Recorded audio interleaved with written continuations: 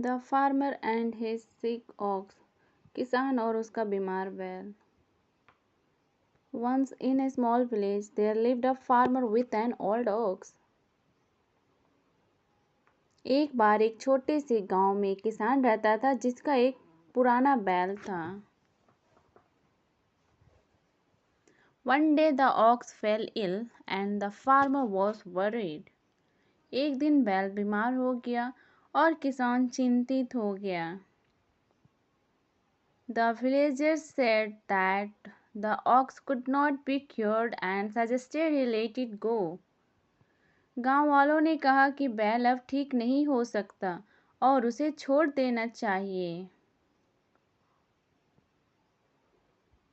But instead of giving up, the farmer continued to care for the ox, providing it with medicine and good food every day.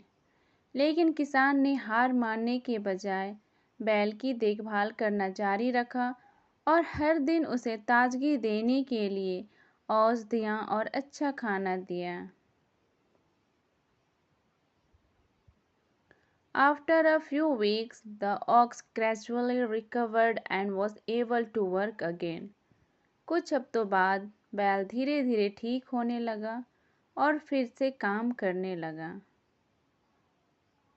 The farmer learned that with genius, effort and care, even in tough times, you can overcome challenges.